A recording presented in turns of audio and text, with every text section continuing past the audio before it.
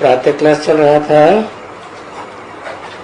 11/7/1967 मंगलवार को दूसरी पेज की मध्यांत में बात चल रही थी। दुनिया वालों विचारों को तो कुछ पता नहीं है कि विश्व में शांति कब थी और शांति कैसे स्थापन होती है, और विश्व शांति स्थापन करने के लिए कौन निमित्त बनता है और कर्ता कौन है। वो तो ऐसे ही पुरस्कार देते रहते हैं। तुम्हारी बुद्धि में तो रहता है विश्व की शांति हम स्थापन कर रहे हैं, इसलिए तो तुम बच्चे यहाँ बाप के बने हो।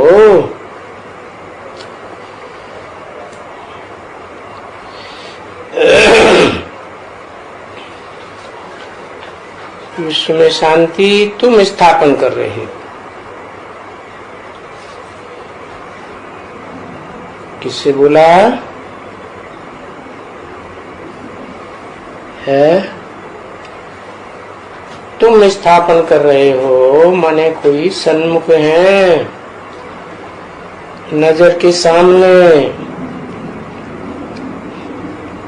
तो कहा जाता है हाजिर नाजिर।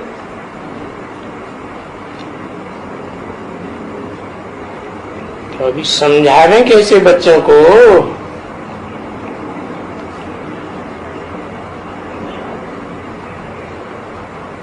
ये आपस में जैसे कहते हो ना, हम आपस में सेमिनार करें, राय करें,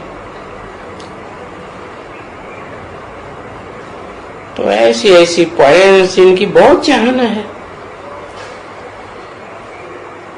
कि विश्व में शांति कैसे स्थापन हो।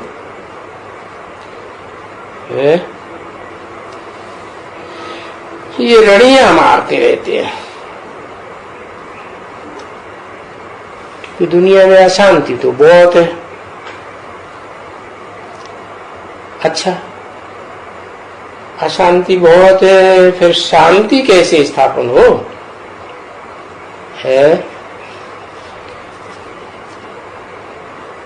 पहले कब शांति विश्व में स्थापन हुई थी?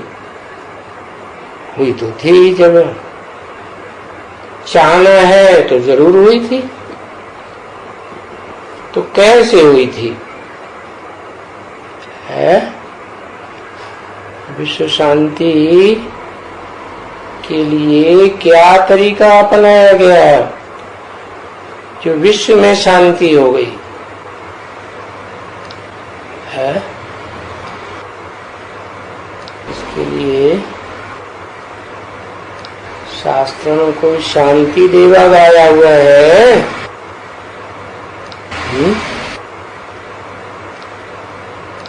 कितने धर्म पिताएं आए, विश्व में शांति तो स्थापन हुई नहीं, और ही ज्यादा अशांति बढ़ती गई। तो पहली बात तो ये है कि शांति कौन सी चाहिए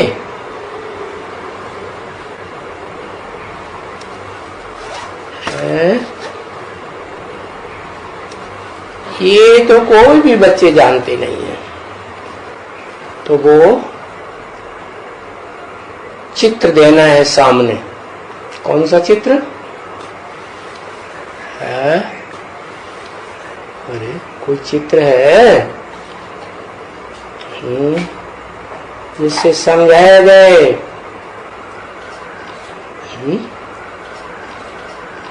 शंकर का चित्र सांप दिखाई पड़ेगा, कोई भाग जाएगा देखते है। अरे शांति क्या है वो पूछा लक्ष्मी नारायण शांत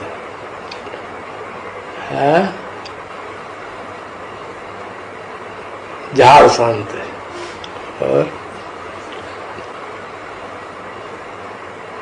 है और परम धाम शांत है। ठीक है, धाम माने घर, परम माने बड़े ते बड़ा घर। इतना बड़े ते बड़ा घर जहाँ सिर्फ देवताओं की, मनुष्यों की, ऋषि मुनियों की या राक्षसों की ही आत्माएं नहीं रहती हैं। पशु पक्षी कीड़े मकोड़े सब की आत्माएं उस धाम में रहती हैं। इसलिए उसको कहा जाता है परम धाम। बाकी तो छोटे छोटे घर इस दुनिया में सबके अपने होते हैं, उनको भी धाम कहते हैं। तो चित्र कौन सा देना है ये समझाने के लिए।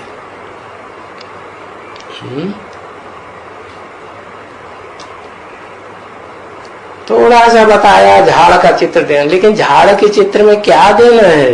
जड़ें देना है, तना देना है, डालियां देना है, क्या देना है? अरे 3 लोग का चित्र दिया हुआ है ना झाड़ के चित्र में, तो वो बताना है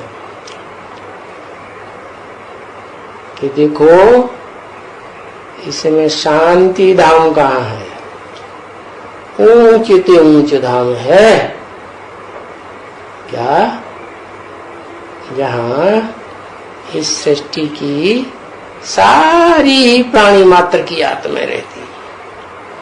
अरे प्राणी मात्र को छोड़ो, जो प्राणी दिखाई पड़ते हैं, जो भी चैतन है सबकी आत्मा है।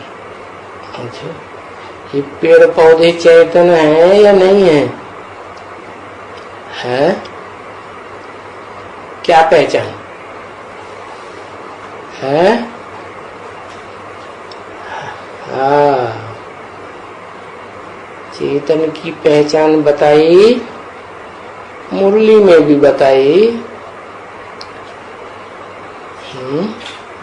चलते फिरते को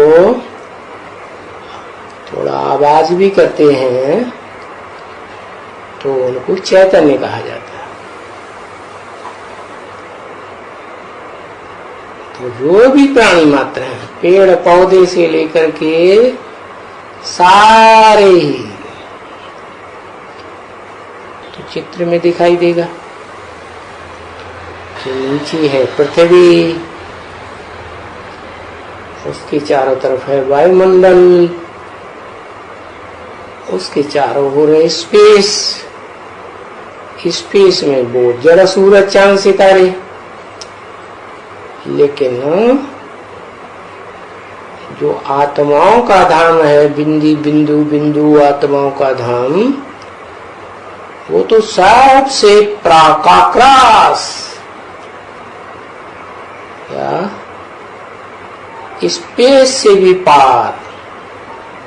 ये जो आकाश दिखाई देता है ना, नीला नीला, इसकी भी सीमा होगी, लेकिन इससे भी क्रॉस जो धाम है वो आत्माओं का धाम। तो वो चित्र में दिखाना है, ये देखो।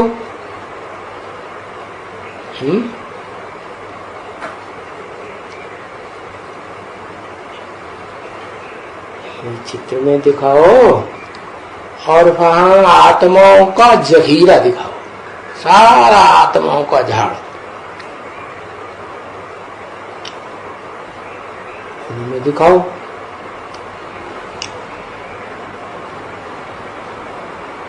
कि विश्व में शांति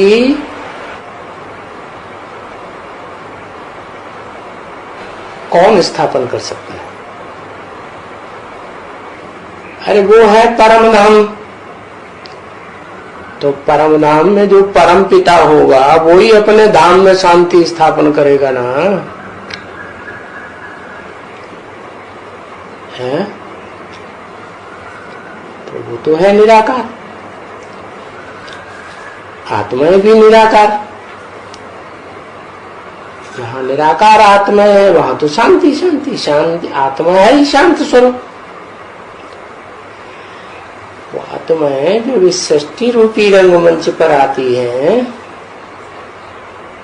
तब हलन चलन शरीर लेने से आवाज शुरू होती है। तो बताओ, वो शिव बाप निराकार इस सृष्टि में आकर के जिनको निमित्त बनाता है, किस बात के लिए? सुख और शांति स्थापन करने के लिए।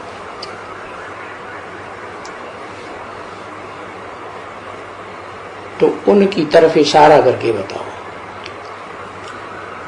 कि झाड़ के चित्र में शिव तो निराकार है, लेकिन उसके नीचे जो आत्माएं हैं वो सब साकार हैं। तो उनमें जो अव्वल नंबर हैं, जिनके लिए कहा जाता है कि भगवान आते हैं तो नर को नारायण जैसा देवता, नारी को लक्ष्मी बनाते हैं। तो इन लक्ष्मी नारायण का जब राज्य था तब तो विश्व में शांति कहेंगे ना, जरूर है। अभी तो उन्हें प्रजा के ऊपर प्रजा का राज्य चालू कर दिया, शांति कैसे होगी? तो लक्ष्मी नारायण के राज्य स्थापन करने के लिए बाप आते हैं, ज्ञान देते हैं। लक्ष्मी नारायण का राज्य कैसे स्थापन होता है? जहाँ सुख ही सुख होता है, दुख का नाम निशान नहीं होता है।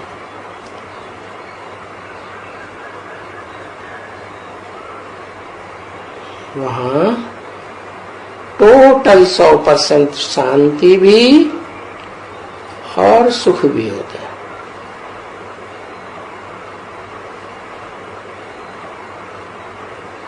तो जरूर कहेंगे कि विश्व में शांति थी, बड़े मनुष्य हैं इसलिए तो उनको ही कहते हो ना, हेवन कहते हो, जन्नत कहते हो, दैवी डीटी वर्ल्ड कहते हो, स्वर्ग कहते हो।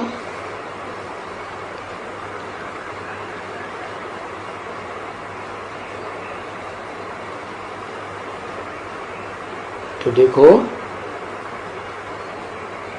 ये कैसे नाम है? हेवन क्या किया है? विन किया है। तो किसने विन किया है? उन्होंने विन किया है जिन्होंने अहिंसा का पाठ पढ़ा।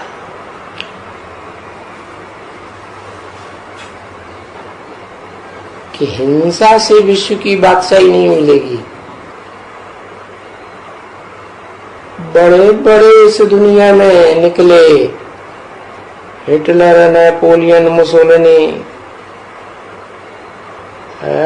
अलेक्जेंडर, कोई ने विश्व में शांति स्थापन नहीं कर पाई, क्योंकि सब हिंसक थे।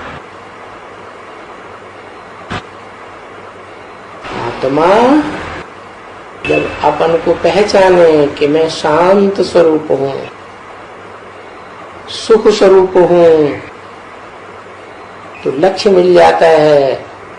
शांत रहना है, शांत करना है, सुखी रहना है, सुखी करना है।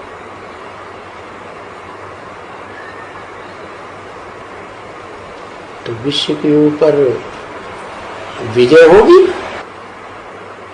विश्व की बादशाही मिलेगी। अरे दुनिया में जो साधु संत महात्मा होते हैं, कोई भी धर्म में होते हैं, वो भी तो हिंसा करना नहीं सिखाते।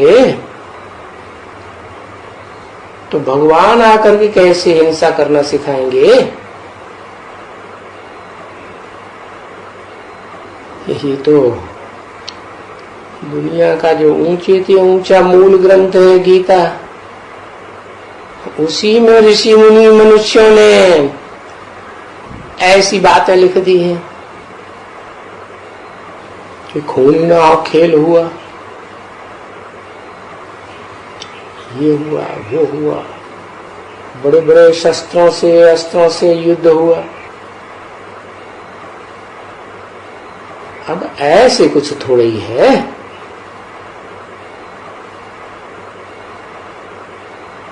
डीटी वर्ल्ड स्थापन होगी तो डीटीज को तो देवता ही कहा जाता है ना, तो सुख देने वाले होते हैं ना, वो ऐसी दुनिया में कैसे रहेंगे? तो दुनिया भी ऐसी स्थापन होगी उनके सहयोग से। और कैसे स्थापन होगी?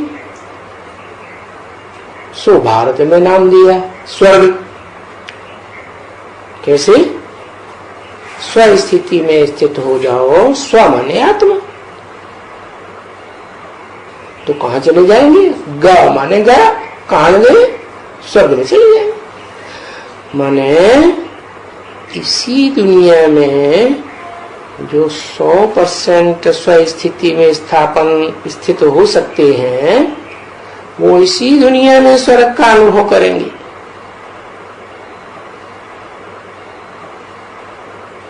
तो देखो, जैसे नाम रखे हैं वैसा ही काम हुआ होगा ना। तो तुम बच्चों को तो ये बातें समझाना बहुत सहज, बिल्कुल सहज है कि ये शांति भारत में स्थापन होती है, दूसरे देशों में क्यों नहीं? अरे दूसरे देश जो हैं वो तो दूसरे धर्मखंड है ना, वो दूसरे धर्मखंडों में तो दूसरे धर्म पिताओं का वर्चस्व होता है। वो धर्म पिताएं तो जानते ही नहीं कि अहिंसक राज्य क्या होता है। तो दूसरे देशों में शांति कैसे स्थापन होगी?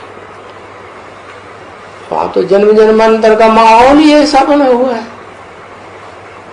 क्या सदा सुख शांति का कभी माहौल रहा ही नहीं, तो वहां के रहने वालों के ऊपर क्या संस्कार बनेंगे? है? दुख और अशांति पैदा करने के ही संस्कार बनेंगे ना। इसलिए बताया कि भारत में ही भगवान आते हैं सुख शांति स्थापन करने के लिए। क्यों? क्या खास बात है भारत में? यहाँ भारत में दुख और शांति नहीं है। सबसे जास्ती दुख और अशांति भारत में है, क्योंकि भारत ही सबसे जास्ती सुखी हुआ और शांत हुआ था। लेकिन ये तो दूसरे धर्म पिताएं जब इस दुनिया में आए तो उनके संग के रंग से वो जो विश्व पिता है, आदम, एडम, आदिदेव, आदिनाथ, अलग अलग धर्मों में गाया हुआ है ना। तो विश्व का वो पहला व्यक्ति है जिसने आत्मिक स्वरूप को पहचान करके आत्मिक स्वरूप में स्थिर होने का पहला अभ्यास करके शांति स्थापन की अपने अंदर। और आत्मा सुख स्वरूप है या नहीं है, तो सुख भी स्थापन किया। तो सवाल ये है, ये सुख शांति स्थापन करने के लिए भारत में क्यों आते हैं? क्योंकि ये तो सभी को पता है भारत सबसे पुराना देश है, सबसे पुराना धर्म भारत में है। लेकिन ये नहीं जानते, न मुसलमान जानते हैं कि जो पुराने के पुराना मनुष्य आदम कहते हैं वो भारत ही था। क्या जड़ जमीन की बात नहीं है, नाम है तो काम के आधार पर नाम है ना। नाम ही है भारत। भा माने ज्ञान की रोशनी, रत माने रहने वाला, लगा रहे। काहे में लगा रहे? ज्ञान की रोशनी लेने में और ज्ञान की रोशनी देने में लगा रहे। ब्राह्मणों का धंधा क्या है? ज्ञान लेना, ज्ञान देना। तो जरूर आप बल नंबर का ब्राह्मण रहा होगा। कहते भी है उसकी यादगार में, लगाते भी है सर के ऊपर क्या? चोटी, ब्राह्मण चोटी, चोटी का ब्राह्मण।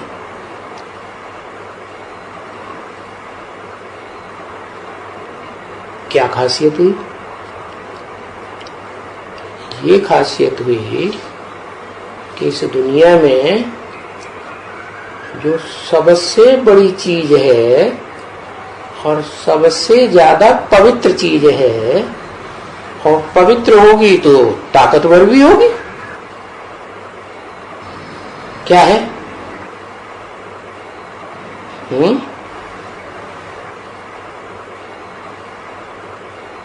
ज्ञान ही सबसे पवित्र है। ज्ञान माने जानकारी, कहेगी झूठी दुनिया की, विनाशी देह की जानकारी। ये देह जिन 5 जड़ तत्वों से बनती है, पंचभूतों से बनती है, उनकी जानकारी। अरे ये तो घड़ी घड़ी रूप बदलते रहते हैं। जानकारी ऐसी चाहिए जो अटल हो, अखंड हो। उसको कहते हैं सत्य, सच्चाई, हर बात की सच्चाई। उसी को कहा जाता है ज्ञान, जानकारी।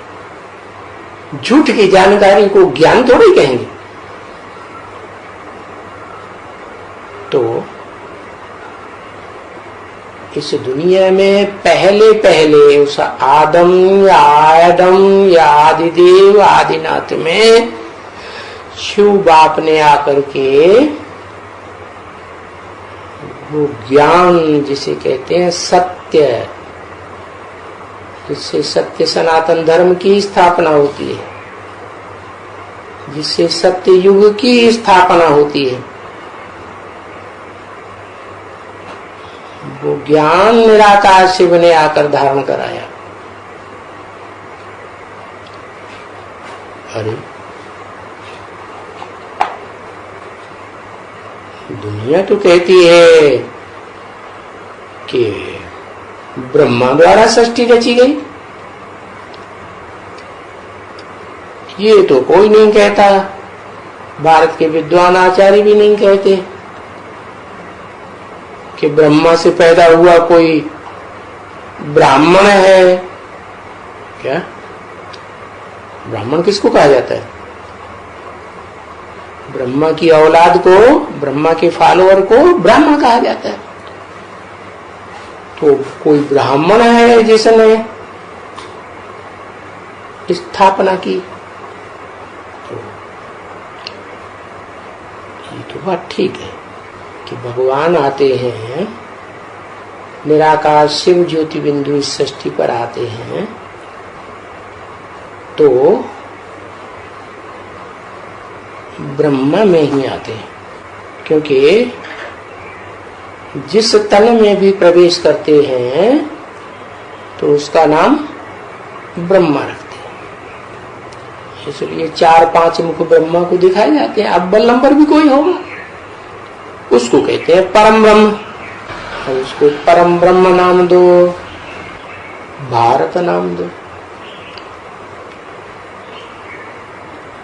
कोई कहते हैं भारत आदम का नाम कैसे दे, वो तो पुरुष था।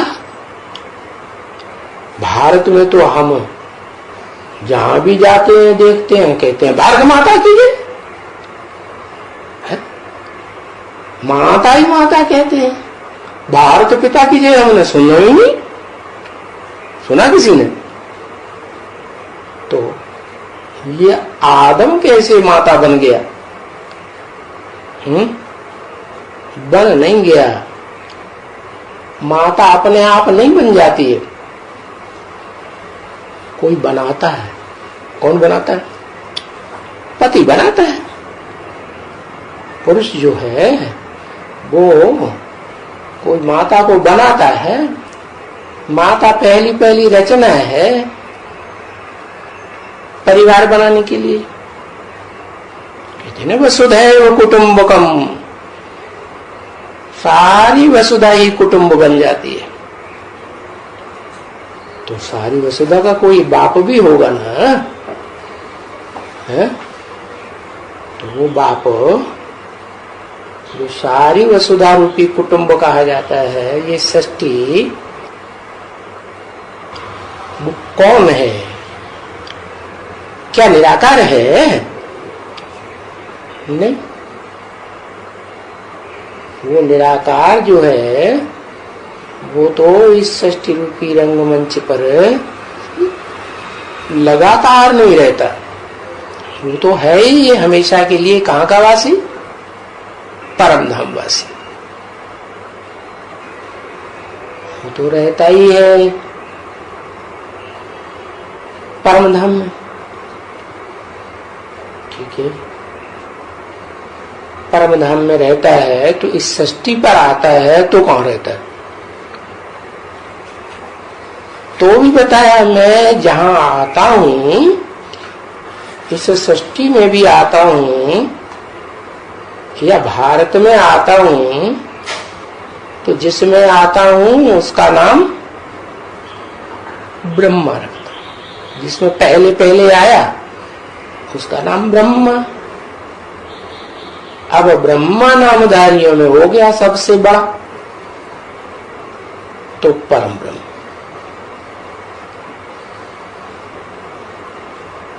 तो कहेंगे बोला भी है मुरली में भी, क्या शिव बाबा तो जादूगर है, स्त्री को पुरुष और पुरुष को स्त्री बना देते हैं। वाह भाई, अपना काम निकालने के लिए गधे को बाप बना देते। ये कोई बात हुई? हाँ, बात क्यों नहीं हुई? दुनिया में ऐसे चलता है ना। हाँ, तो कोई नहीं जानता कि भारत में है शांति क्यों स्थापन की गई, पहले सुख की दुनिया स्थापन क्यों की गई? क्योंकि भारत में ही जो दुनिया की सबसे पवित्र चीज ज्ञान है उसका ज्यादा महत्व देते हैं। है? अच्छा, ज्ञान ही सबसे पवित्र चीज है। ज्ञान तो आत्मा की चीज है कि शरीर की चीज है? आत्मा की चीज है। तो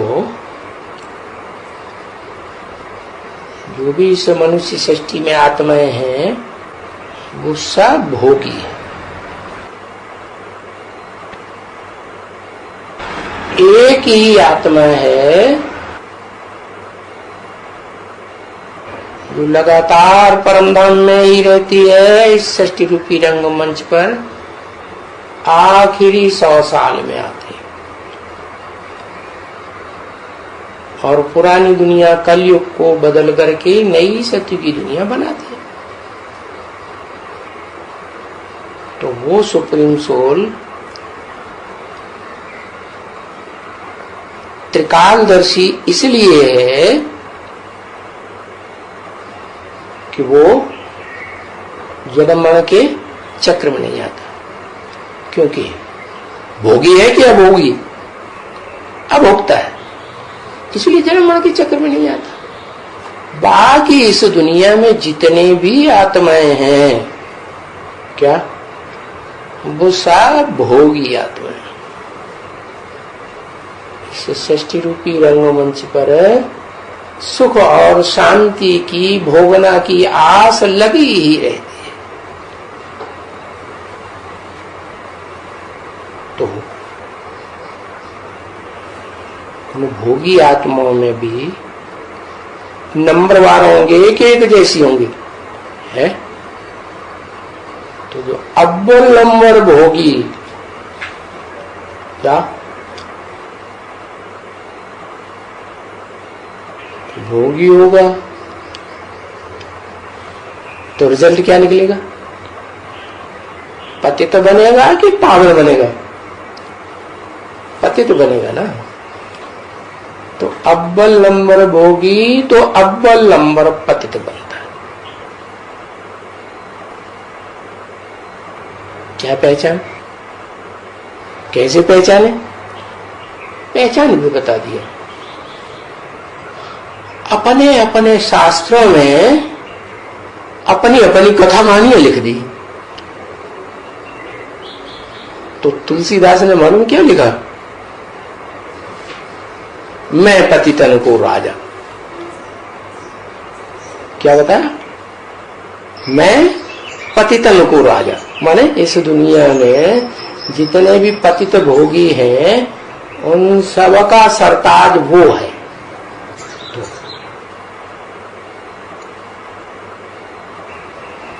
अब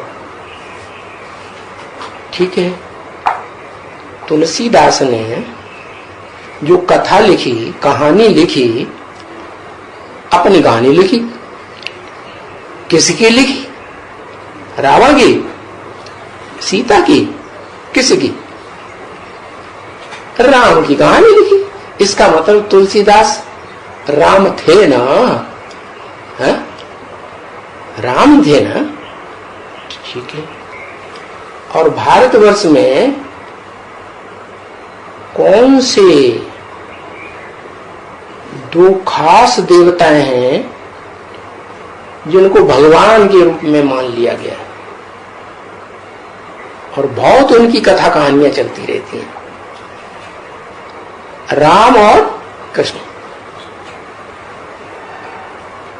राम का नाम क्यों पहले ले लेते हैं? राम कृष्ण, किसी का नाम भी रखेंगे तो राम कृष्ण परमहंस। अरे कृष्ण राम किसी का नाम क्यों नहीं है? कुछ कारण होगा ना। जो बड़ा होता है वो पहले, और जो छोटा होता है वो बात। जैसे शिव शंकर,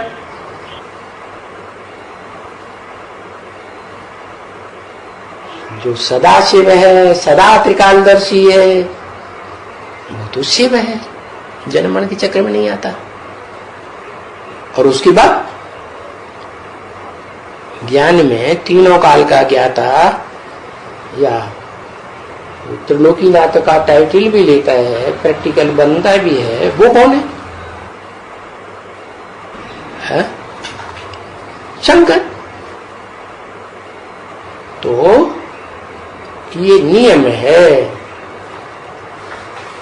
कि बड़े का नाम पहले रखा जाता है, बाप का नाम पहले, बच्चे का नाम बाद। इसलिए भारत में अभी परंपरा भी चल रही है। क्या है? कोई फर्म का नाम रखेंगे तो एंड सन्स कंपनी पहले नाम देंगे, राजा राम एंड सन्स कंपनी। सिर्फ बाप का नाम दे दिया और बच्चों को किसी का नाम नहीं दिया, जबकि दुकान या फर्म बच्चे चला रहे, बाप तो सालों पहले शरीर छोड़ गया, लेकिन नाम चलता है। तो ऐसे ही है कि राम का नाम पहले, कृष्ण का नाम बाद। और वैसे भी भारत में जब मरते हैं अंत में तो किसका नाम लेते हैं? क्या कहते हैं? फिकरा बोलते हैं, राम नाम सत्य है। क्या राम का नाम बोलते हैं? तो अंत में राम का नाम क्यों बोलते हैं? है? जरूर ये षष्ठी रूपी परिवार बना होगा तो राम वाली आत्मा ने पहले प्रैक्टिकल कुछ करके दिखाया होगा जिससे संसार में सुख और शांति स्थापन हुई होगी। तो वो दिखाते हैं कि जो 33 करोड़ देवताएं हैं उनमें सबसे ऊंची तो ऊंचा कौन?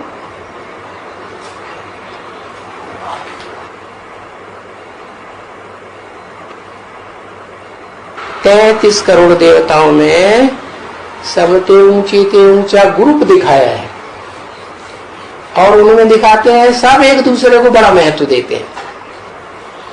क्या?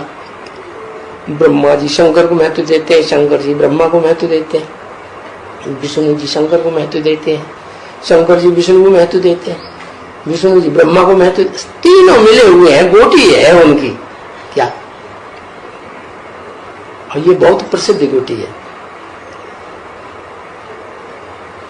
तो जरूर नई षष्ठी जब स्थापन की होगी तो वो गोटी आई होगी कि नहीं प्रैक्टिकल में? तो शिव बाप जब आते हैं तो ये तीन को ही पकड़ते हैं, तीन आत्माओं। कौन कौन? ब्रह्मा के रूप में संसार में चारों पांचों मुख जिसको दिखाए जाते हैं, और विष्णु के रूप में और शंकर के रूप। तो इन तीनों में से शांति देवता किसको कहा जाता है?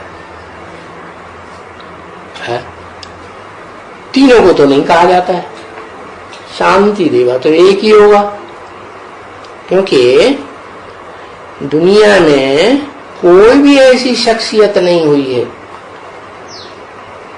जिसने ऐसा कुछ काम किए करके दिखाया हो कि सारी दुनिया में शांति ही शांति हो जाएगी।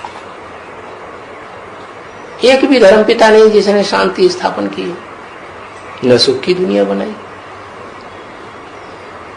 तो एक शंकर का नाम जो है वो काम के आधार पर नाम है। शं माने क्या? शं माने शांति, कर माने करे।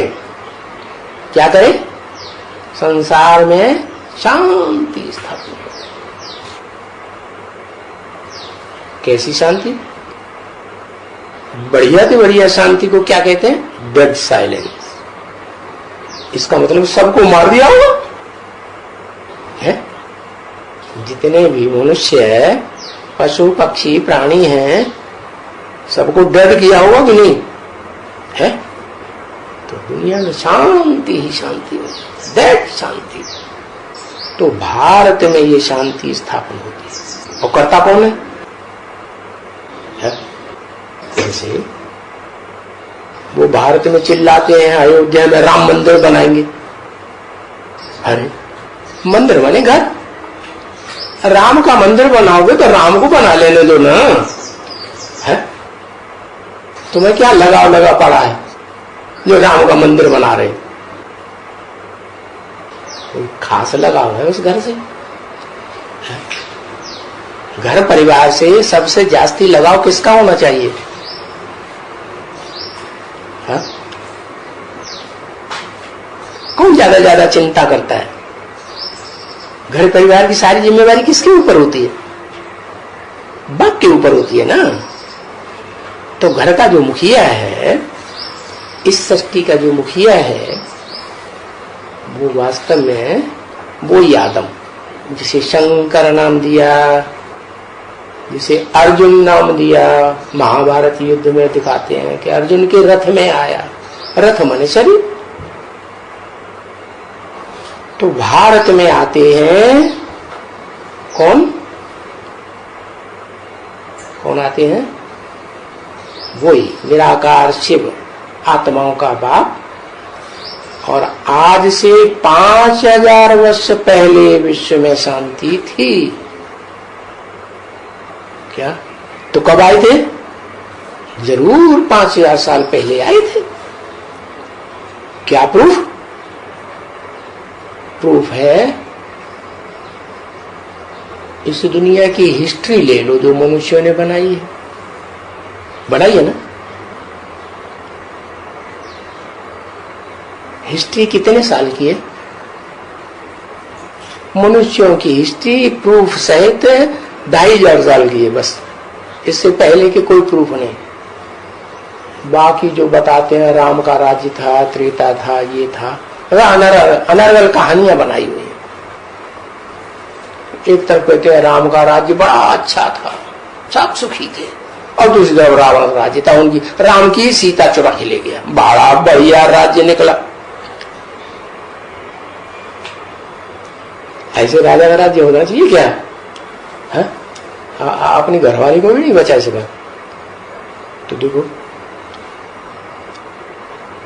असली बात यह है जो 2500 साल की मनुष्यों को हिस्ट्री मिली है, जिसके प्रूफ मिल रहे हैं, प्रमाण मिल रहे हैं, वो हिस्ट्री धर्म पिताओं की है। उन धर्म पिताओं की जिन्होंने हिंसा से राज्य किया और चलाया। उनके सारे फॉलोअर्स हिंसक हैं, हिंसा का राज्य चलाने वाले, हिंसक युद्ध किए। हिंसा से तो दुख ही दुख होगा। तो उन्होंने क्या बनाई? उन सब ने बनाई दुख की दुनिया, नरक। क्या दुख की दुनिया को नाम देते हैं ना, नाम काम के आधार पर दिया जाता है ना। नरक क्यों नाम दिया? नर माने मनुष्य, का माने करने वाला। तो वो आज की दुनिया में जितने मनुष्य मात्र हैं सब नरक ही तो बनाए रहे हैं? खुद भी दुखी होते और दूसरों को भी दुखी करते। अच्छा, तो जब नरक की दुनिया बनाने वाले हैं इस दुनिया में सब, तो स्वर्ग स्वर्ग क्यों चिल्लाते हैं? जन्नत क्यों चिल्लाते हैं? पैराडाइज क्यों चिल्लाते हैं? हेवन हेवन क्यों चिल्लाते हैं? जरूर कभी था ना। तो वो किसने स्थापन किया? कोई तो किया होगा। तो जिसने स्थापन किया वो वही है जिसने स्वर्ग का सुख की दुनिया बनाई, उसी ने इस दुनिया में शांति स्थापन की थी। क्या ये तो दुनिया वाले ऐसे ही पुरस्कार हर साल देते रहते हैं। कौन सा पुरस्कार है? शांति नोबेल पुरस्कार। हाँ, लड्डू। शांति वांति कोई नहीं स्थापन करता है, बस पहले से नाम चुन के रख लेते हैं, और जिसको उन्हें प्रेफरेंस देना होता है बस उसी का नाम घोषित कर दिया, हो गई शांति स्थापन। जय। अरे ये स्वार्थी लोगों की दुनिया, क्या रथ के सुख के लिए मरने वाले जो स्वार्थी लोग हैं वो क्या विश्व में शांति स्थापन करेंगे? विश्व में शांति 5 तत्वों का रथ को महत्व देने वाले, प्रेफरेंस देने वाले जो भौतिकवादी हैं, वो विश्व में शांति स्थापन कैसे कर सकते हैं? विश्व में शांति स्थापन तो करना उसी का काम है जिसको कहते हैं ऊंचे ते ऊंचा भगवंत। अरे तो ऊंचे ते ऊंचा कहाँ की बात हुई? इस दुनिया में ऊंच नीच होता है या परमधाम में ऊंच नीच होता है? ऊंच नीच तो होता नहीं कुछ वहां, वो तो आत्माओं की दुनिया है। इस दुनिया में ऊंचा काम और नीचा काम करने वाले होते हैं प्राणी। तो मनुष्य सृष्टि में प्राणियों में वो प्राणी जिसको भारत में झंडे के रूप में दर्शाया है, क्या? 3 कपड़ों का झंडा। कहते हैं ना, झंडा ऊंचा रहे हमारा। क्यों ऊंचा रहे? विश्व शांति करके दिखलावे, इसलिए ऊंचा रहे।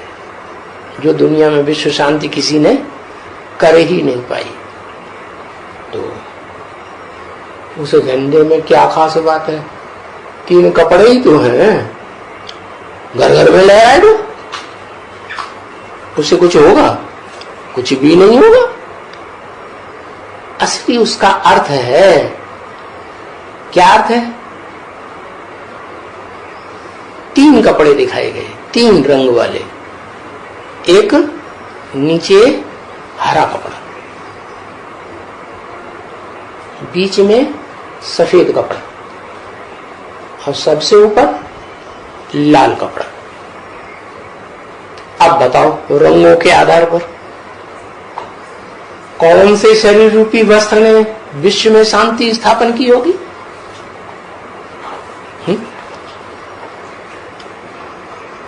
वो हरा कपड़ा जो श्रावण में अंधे हो जाते हैं,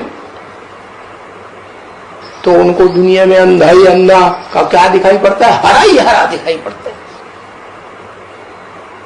वो विश्व में शांति स्थापन करेंगे? हाँ? अरे कर ही नहीं सकते। फिर ऊपर है सफेद कपड़ा। ऐसा शरीर रूपी वस्त्र जिसमें न पाप कर्म दिखाए गए न पुण्य कर्म दिखाए गए। क्या कर्म करते हैं कि नहीं?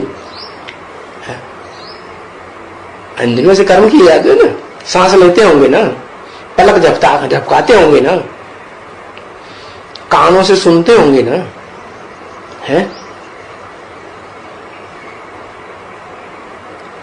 तो ऐसी दुनिया जिसे कहते हैं विष्णु लोक, क्या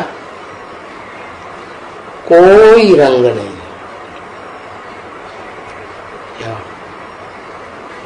कोई ऐसा केमिकल होता है ना, वो रंग डालते हैं, वो केमिकल डालते हैं तो सारे रंग सफाचट। कौन सा है? नहीं पता। क्या क्या डालते हैं? एसिड डालते हैं, उसे सब रंग खत्म हो है, सारा कपड़ा ही जल जाएगा एसिड डालने में। है क्या डालते हैं? नील डालते हैं। अरे नील से तो नीला हो जाता है। क्या छोटी छोटी बच्चियां जैसी बेटी कुछ जानती ही नहीं है। ब्रह्मा बाबा ने एक बार ब्रह्मा कुमारी से पूछा, चीनी कैसे आती है? तो कहती है पेड़ होता है एक ऊंचा, उस पेड़ में से चीनी आती है। अरे जानते भी है, यूज भी करते हैं, बुद्धि में नहीं आता। ब्लीचिंग पाउडर, क्या सारे रंग को खलास कर देता है। तो वो सफेद कपड़ा है सूचक, न पाप कर्म रहेगा न पुण्य कर्म रहेगा। तो जो विष्णु लोक है ना, जिसे बैकुंठ कहते हैं, जिसे मुसलमान जन्नत कहते हैं, हिंदू में बैकुंठ कहते हैं, अंग्रेजों में पैराडाइज कहते हैं, तो वहां कर्म तो करते हैं लेकिन अकर्म हो जाता है। ऐसी स्थिति बना के रखते हैं आत्मा की। और पाप कर्म का होने का तो सवाल ही, तो न पाप न पुण्य, वो न्यूट्रल रहते हैं। तो ऐसी आत्मा जो न्यूट्रल रहने वालों में इस सृष्टि पर सबसे श्रेष्ठ है क्या, उसको चित्रों में विष्णु के रूप में दिखा दिया। कौन है बताओ? अरे इतनी देर, अरे वैष्णवी देवी, क्या नाम दिया? वैष्णवी देवी। अरे शिव बाबा तो शक्तियों को आगे रखते हैं ना, तो कोई शक्ति है स्वरूपिणी, वो उसका चित्र दिखाया है भक्ति मार्ग में। क्या? विष्णु का चित्र। 4 भुजाएं दिखाते हैं ना, कहते हैं 2 लक्ष्मी की भुजाएं, 2 नारायण की भुजाएं, 4 भुजाएं हो गई। तो जो चित्र है वो तो दुनिया को देखने में आता है, भक्तों को देखने में आता है, लेकिन उसमें असलियत क्या है? उसमें असलियत छुपी हुई है। क्या? नकली चेहरा सामने आए, असली सूरत छिपी रहे। बताओ कौन है? हाँ, उन भुजाओं को चलाने वाली जो आत्मा है वो गुप्त रहती है। बैकुंठ में कोई तो मुखिया होगा है, वो देखने में नहीं आता। जैसे इस दुनिया में, दुनिया रंगमंच है, तो रंगमंच कोई हीरो पार्टधारी होगा ना, डायरेक्टर हमेशा नहीं होता है। डायरेक्टर तो सिर्फ शूटिंग पीरियड में होता है, हीरो पार्टधारी रहता है ना इस दुनिया में। कोई भी सीन हो तो 4 सीन दिखाए, सत्य त्रेता द्वापर कलयुग, चारों ही सीन में वो पार्ट तो बजाता है हीरो पार्टधारी, लेकिन किसी को देखने में नहीं आती। गीत बनाए दिए। क्या गीत बना दिए? सबको नाचना चाहता जाता, फिर भी नजर नहीं जो आता, ऐसी दुनिया को बनाने वाला कौन है? कहते घनश्याम लड्डू। घनश्याम कृष्ण का नाम ले दिया। अरे भाई, जो हीरो पार्टधारी है उसके बच्चे का नाम ले दिया। क्या? जिस हीरो पार्टधारी से वो पैदा हुआ, शूटिंग पीरियड में भी पैदा होता है। पता है? पता है कि नहीं? शूटिंग पीरियड में पैदा होता है कि नहीं? कैसे? कब? है शूटिंग के आदि में 100 साल से शुरुआत में जब ओम मंडली बनाई गई थी, तो उस ओम मंडली में जिस आदम ने प्रवेश किया था अर्जुन के रथ में, शंकर में, तो उसका नाम था, काम के आधार पर ब्रह्मा बाबा का दुकान में भागीदार था, मैनेजर के रूप में। तो ब्रह्मा बाबा को जब साक्षात्कार हुए तो चारों तरफ चक्कर लगाए, गुरुओं के पास चक्कर, अपने गुरु से भी पूछा, कहीं से पता नहीं लगा साक्षात्कारों के अर्थ का। तो वो उस भागीदार ने बताया उनको कि तुम्हारे जो साक्षात्कार हुए हैं ना तरह तरह के, उन सब का ये अर्थ है। और साफ बता दिया कि तुमको सतयुग में कृष्ण बनना है, बच्चे के रूप में जन्म लेना है, और यहाँ ब्रह्मा के रूप में सफेद पोषधारी के जो साक्षात्कार हुआ वो ब्रह्मा के रूप में पाठ लेना है। तो सारी दुनिया में तुम ब्रह्मा के रूप में विख्यात हो जाओगे। तो बीज किसने डाला? बुद्धि में किसने बीज डाला? उनके स्वरूप का। इस शूटिंग पीरियड के भी स्वरूप का बीज डाला, और आने वाली जो दुनिया है उसके भी पहले जन्म का बीज डाल दिया और उनको पक्का हो गया। तो रचयिता कौन हुआ है? जिसने बीज डाला, बीज डालने वाला बाप होता है ना, वो ही रचयिता हुआ ना। तो ब्रह्मा भी रचना है, और ब्रह्मा सो क्या बनता है? विष्णु। संसार में जो विष्णु का चित्र देखने में आता है, वो चरित्र करने वाला, प्रैक्टिकल चरित्र तो शरीर से होते हैं ना, तो शरीर से प्रैक्टिकल चरित्र करने वाला सफेद पोष वो शिव की शक्ति हो गई, कोई अव्वल नंबर की, जो शरीर से ऐसा पार्ट बजाती। क्या पार्ट बजाती? ज्ञान को प्रैक्टिकल जीवन में धारण कर लेती। क्या ज्ञान सुनना सुनाना बड़ी चीज, समझना समझाना बड़ी चीज, यह प्रैक्टिकल जीवन में धारण करना बड़ी चीज। तो प्रैक्टिकल जीवन में धारण किया, इसलिए वो प्रैक्टिकल शरीर के द्वारा होता है। तो उनके शरीर को ही शास्त्रों में विष्णु के रूप में दिखा दिया। अब शरीर मुख्य चीज है या शरीर को चलाने वाला मुख्य है? चलाने वाला मुखिया हुआ ना। तो विष्णु के अंदर जो आत्मा और ब्रह्मा के अंदर भी जो आत्मा निमित्त बनती है, वो शंकर वाली आत्मा है। क्या? वही एडम आदिदेव, जिसके शास्त्रों में यादगार है। क्या? न उसका आदि न उसका अंत, आदि अंत से रहित, अनादि है, अनंत है। माने वो इस सृष्टि रूपी रंगमंच पर सदा पार्टधारी है। उसका पार्ट कभी खलास होता ही नहीं। कैसे?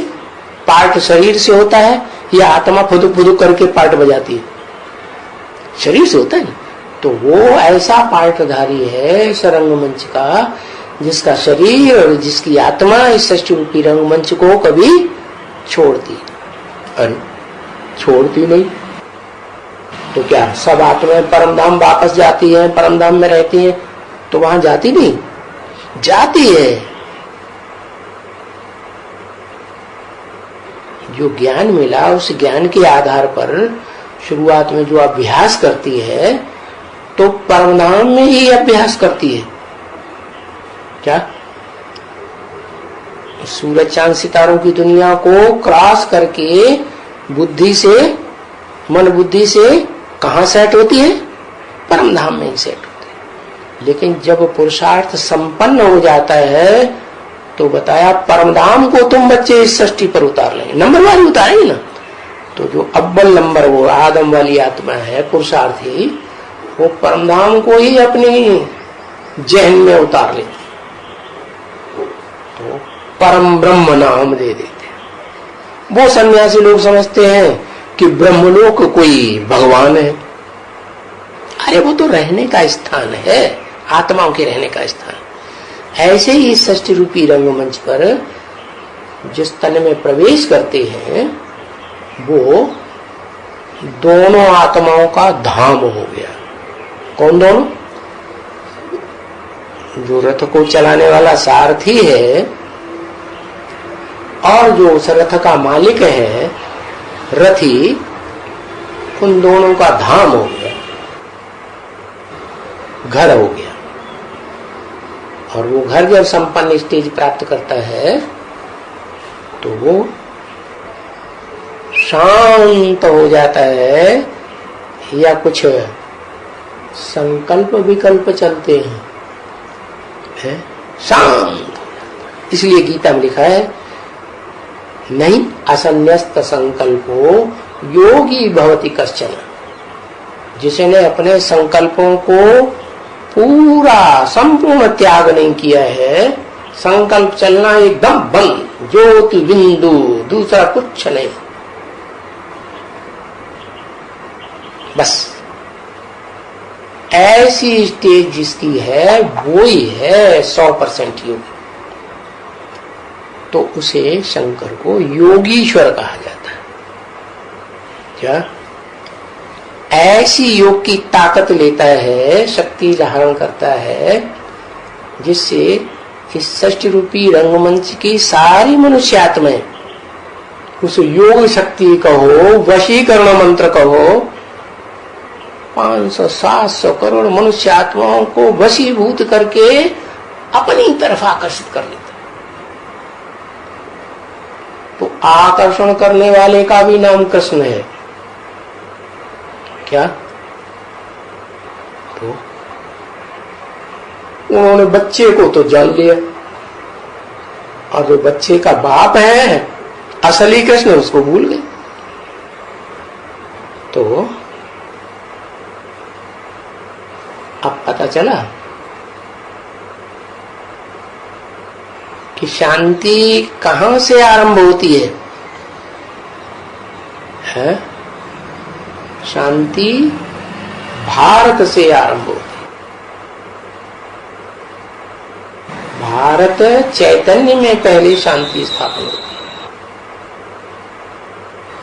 और आज से 5000 वर्ष पहले शांति स्थापन हुई थी।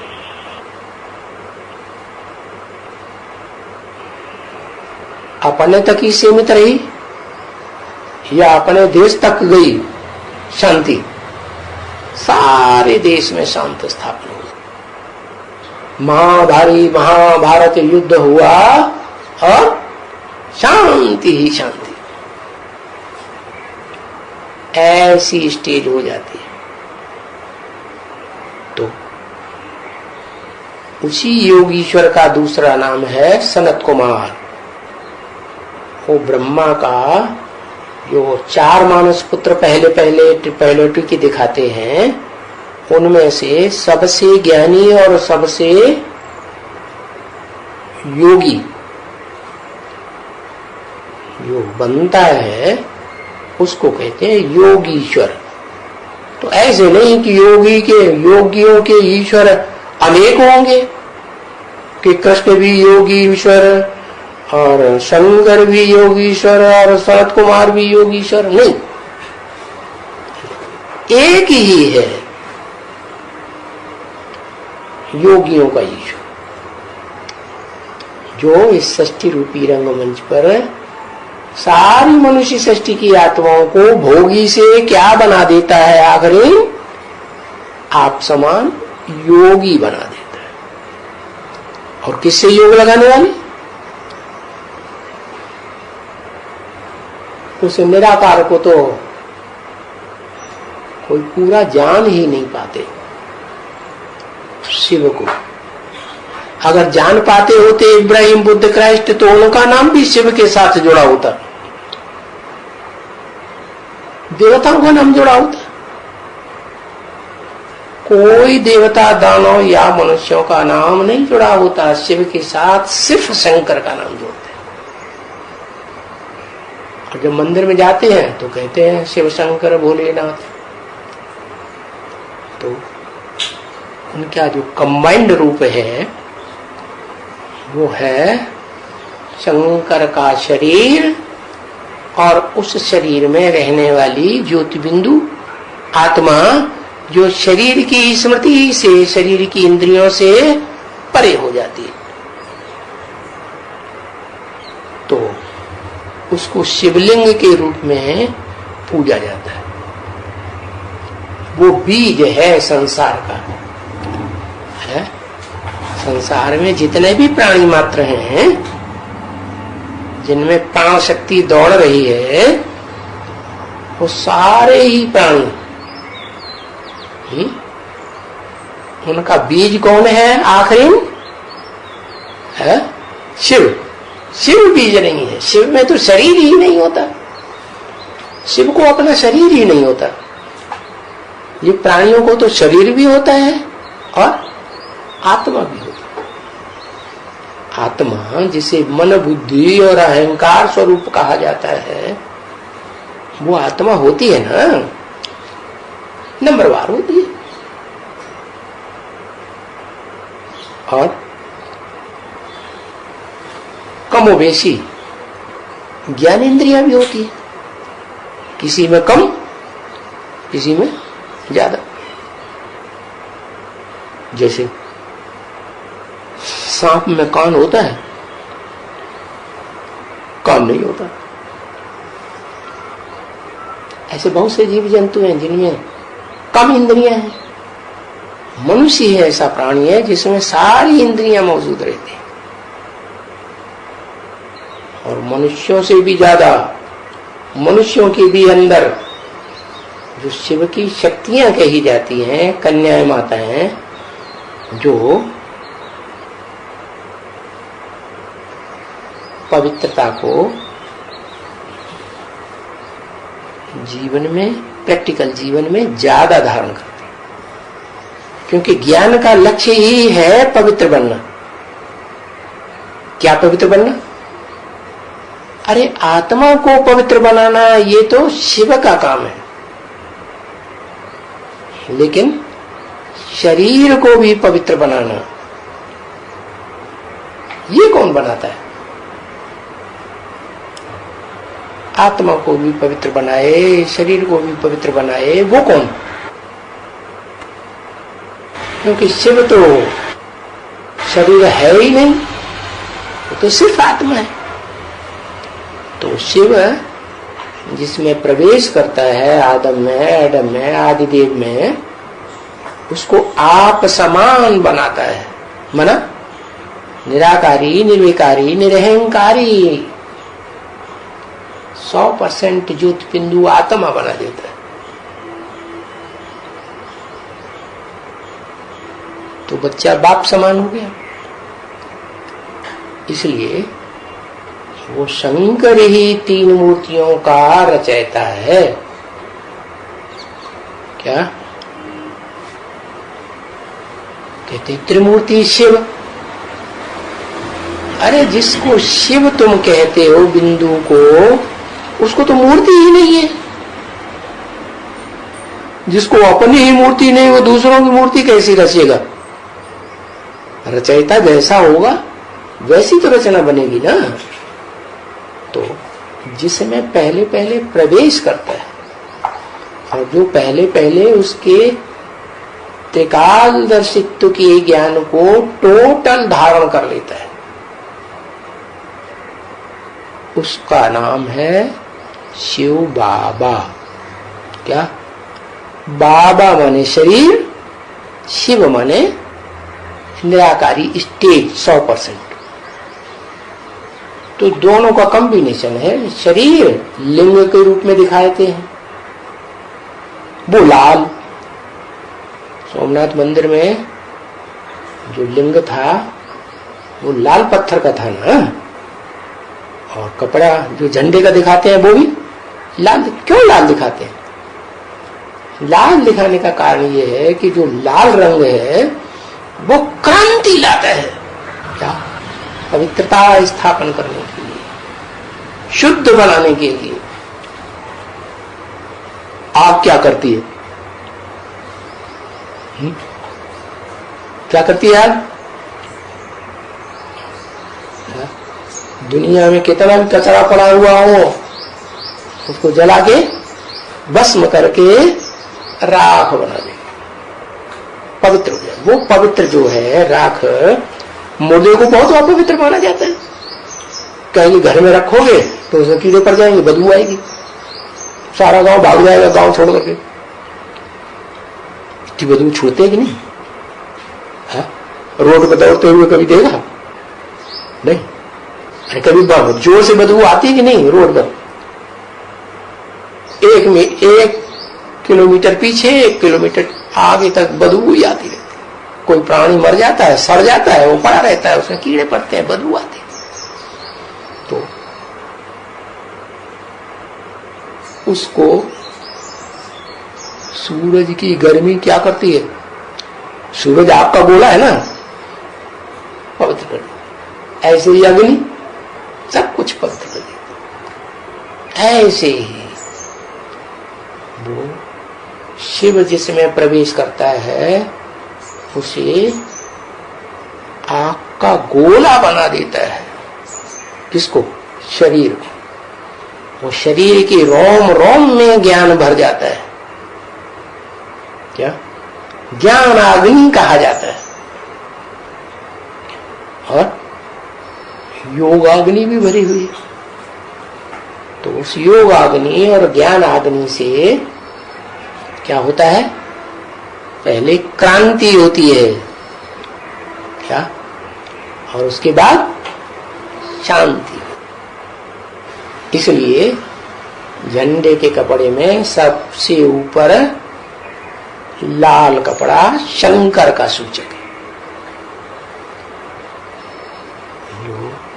तीनों कपड़े इकट्ठे होकर दिखाए गए हैं झंडे में, उसके लिए कहते हैं विश्व विजय करके दिखलावे तब हो वे प्रणपूर्ण हमारा, झंडा ऊंचा रहे हमारा।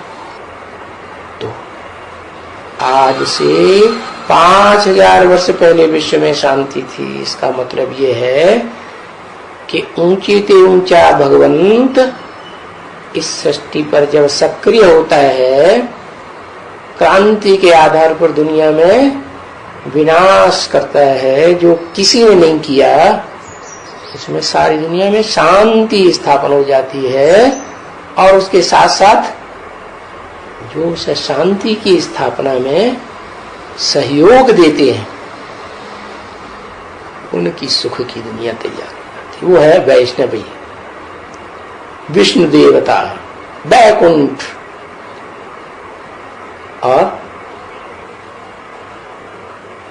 वो जो शरीर रूपी रथ है जिसकी यादगार शिवलिंग दिखाते हैं, वो ही है सुख शांति का घर। इसलिए बोला मुरली में, क्या? वो हमारा बाप भी है, वो हमारा घर भी है, और वो हमारा स्वर्ग भी। तो बता दिए क्या? क्या बताया? कि वो एक ही है जिसको सारी दुनिया भूली हुई है। पूरा भूले हुए भी नहीं है।